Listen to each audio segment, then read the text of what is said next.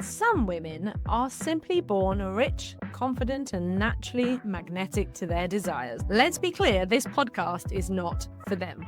However, if you're a soul-driven, visionary, or entrepreneurial woman who's been on a mission to learn how to create a better future bursting to come out of you, welcome to my world. I'm Jo Warwick, and this is Rich, Sexy, and Free. I've dedicated most of my career to helping women get to their core power and unlock the missing pieces for their own unique success. You may already know me as the author of The Big Book of Love. With 30 years experience in psychology, embodiment, manifesting, and energetics, we will be exploring together the keys to becoming rich, sexy, and free. So if this excites you, don't forget to like and subscribe on your favorite platforms so you can stay up to date with the podcast. Hi, and welcome to today's episode of Rich, Sexy, and Free. I'm Jo Warwick, and I'm so pleased that you're joining me today for another one of our intimate sessions, and we're continuing the amazing theme of being rich, the money aspect. This is my passion that we're falling head on into in this love affair with understanding money better on a psychological level, emotional, embodiment, energetic. And there are three aspects of money that are really important that you have to evolve and improve if you want to upgrade your wealth.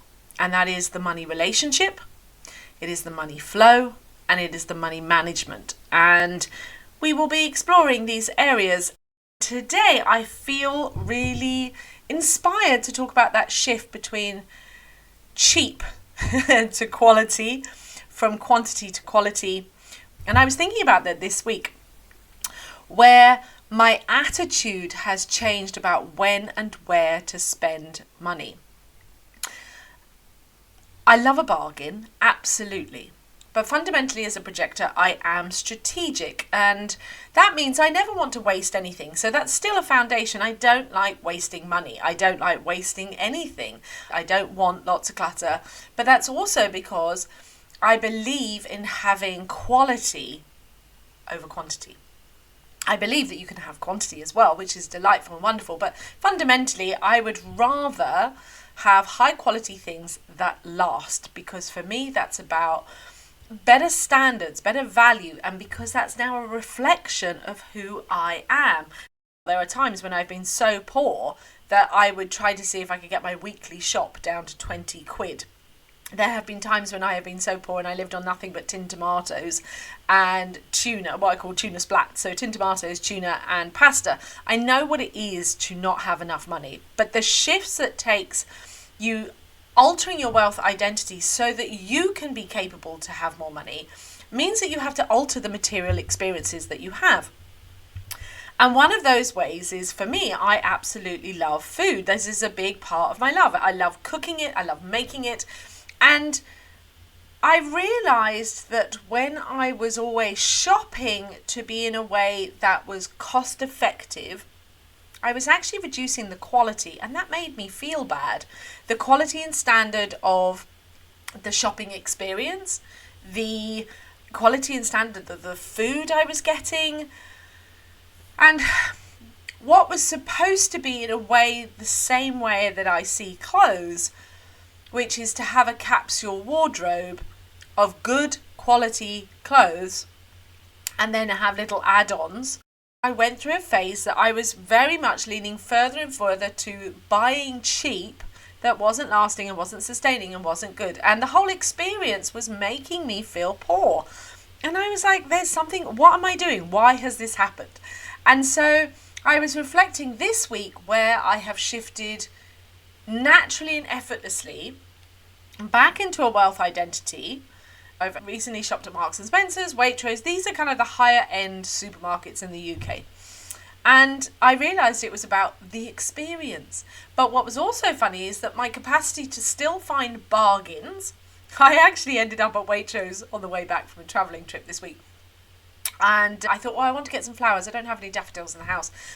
On the way back, I'd stopped at Hever Castle, which was full of beautiful flowers, and I love flowers. They are something that helps make me feel wealthy and happy and aligned. I love beauty, so I love art, and I need to have these things around me. Anyway, I walked in and this woman was literally pricing up everything from full bouquets that were like normally 12 quid to large bunches of special daffodils, which were or used to be priced up for a fiver. She was like, oh yeah, no, these are only 80p and these are 2 quid, and this is... I literally came out with armfuls of flowers. So much I was like barely could carry them into the house, but I was like, this is amazing. This is stuff that I adore, and now they're all in bloom and the house is full and it's absolutely gorgeous. When I'm buying food, I want to buy things that are good quality. Now that means I don't look for perfection. When I'm abroad, I always buy from fruit and veg markets, but where I am, there isn't that. So I will look to buy the wonky stuff, the stuff that hasn't been made into perfection but is actually good quality. So I will look for things that I can feel are in good quality as well. You know, things that are ripe and full of nutrients. I want that. I would rather buy small amounts of high quality gorgeousness and create something that could last a few days.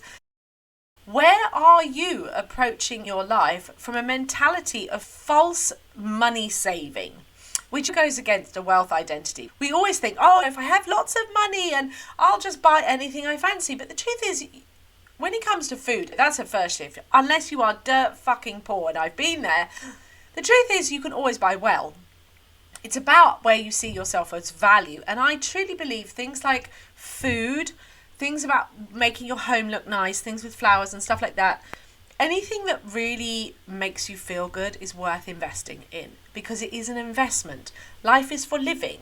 And if you're stating out to the world that actually the food that I put in my body is poor quality, and even if you're not a cook, you can still buy really good quality ready-made stuff compared to a cheap pot noodle. When I was in Portugal, it blew me away because I was able to buy some incredible large langoustine and they cost me like €2 and I bought like 10, which if I bought them fresh, and if I had bought them cooked or if I'd gone to a restaurant, they would have cost me like €20. I do love finding ways that it's better because I don't want false expenditure. When you're manifesting and creating, you need to change your wealth identity first. And it is always a sign and reflection of your value. So if you're valuing yourself poorly, you will buy poor. And we all know if you buy cheap shit clothes, they fall to pieces. I would rather buy pieces that doesn't mean they always have to be expensive, but pieces that I love. It's like I like to buy some pieces of jewellery that I wear all the frigging time. I do like sparkly brooches, so if you ever watch me on here, sometimes I'm wearing a sparkly brooch. I do like vintage stuff. Really, it's about thinking about on your day-to-day level, is there a way you can shift your wealth identity in the way that you're choosing? Because this is about self-value and it's about money. It's about your wealth identity because it's shifting some of that mindset, which is a big part of my program, Luxurious Living, Millionaire Mindset, about understanding what's different when you live as someone who's a millionaire. What's different when you understand what it is to experience a luxuriousness in your life? Because that is the first shift in Rich, Sexy and Free that's got to happen, that you open up to a luxuriousness, that you're not just wasting money for money's sake. Of course I'm aware of my money. I love where my money goes. I'm happy to spend, but that's the difference. I am happy to spend money in the right way. But I'm never going to be happy to spend money on things that I don't want to be, because spending itself, I remember hearing Rev Ike talk about never use the word spend. He has this thing that spend means it would be spent. But I don't agree. I do believe it's circulation. And therefore, if it's energetic, if I am using my money, spending my money, circulating my money, if I'm circulating money on something I don't like, something I'm not enjoying, something that I'm not conscious about, something that was shit, poor service, all of those things, I am going to be putting a negative energy on to the money. And therefore, it cannot come back to me multiplied. And I truly believe that money I utilize, love, adore, circulate into the economy, returns to me multiplied because I fucking loved it. And I put the energy of love out into the world. Yeah?